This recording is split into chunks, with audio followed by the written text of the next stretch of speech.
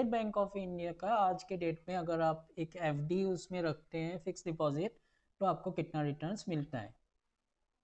तो ये लेटेस्ट है, सितंबर 10 तारीख को ये रेट फिक्स किया गया है। उसके पहले का रेट फिक्स किया गया था 27 मई 2020 को। तो हम आते हैं 1 साल और 2 साल के बीच में आपने रखा, तो आज के डेट में से 5% से भी कम 4.9%। अगर 1 साल से थोड़ा भी कम रखा आपने तो 4.4%, 4 रुपये 40 पैसे और 4 रुपये 90 पैसे, ठीक है।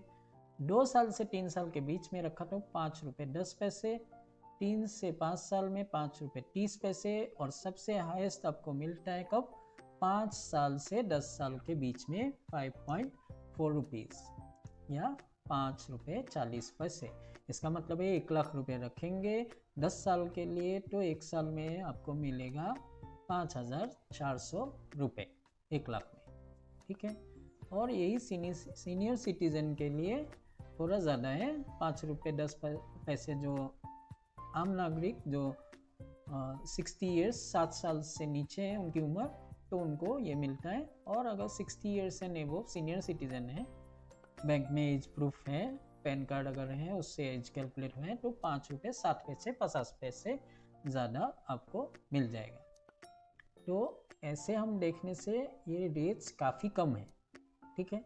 दूसरी बात, अगर आप इनकम टैक्स स्लैब में आते हैं, आप चाहे 20% स्लैब में आए या 30%, अगर उसमें आते हैं तो ये रिटर्न्स और भी कम हो जाएंगे। वो कैसे होता है, एक सेकेंड हम देख लेते हैं। तो इसको देखिए,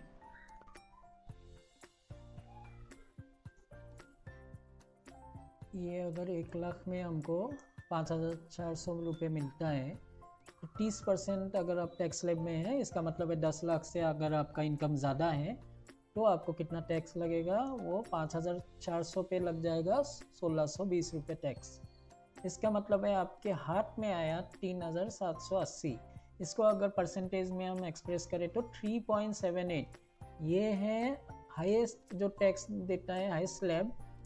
वो अगर आज के डेट में एसबीआई के एफडी में 5.4% से 1 लाख रुपए रखता है, तो उसका एक्चुअली नेट जो अर्निंग है, 1 लाख रखे 10 लाख रखे, उसका नेट अर्निंग हो जाता है आफ्टर टैक्सेस 3.78%। अगर वही कोई बंदा XYZ 20% में है, आप अगर 20% टैक्स स्लैब में है, मतलब 5 लाख से ज़्यादा आपका सालाना आय है, उस पर आपको 20% टैक्स देना पड़ता है, उसके ऊपर जो भी इनकम होता है। और 10 लाख से नीचे आपका इनकम है, 5 to 10 लाख के बीच में है, तो आपका 20% के हिसाब से ये 5,400 रुपये में 20% टैक्स लगता है, तो 1,080 रुपये आपको इनकम टैक्स इसमें देना पड़ेगा। उसके बाद एक्चुअली ये इससे हम घटा देते हैं ये 1,080 को 5,400 से, तो आपको मिलता है 4,320। उसको अगर परसेंटेज टर्म्स में हम ये ले तो कितना हो जाता है, 4.32%। इसमें देखिए आप, जो हमको एक्चुअली 5.4% हम सोचते थे, लेकिन टैक्स देने के बाद जिनका टैक्सेबल इनकम है उनके लिए कितना कम हो जाता है, 3.78 सेविंग्स अकाउंट के आसपास आ जाता है, और ये 4.32%।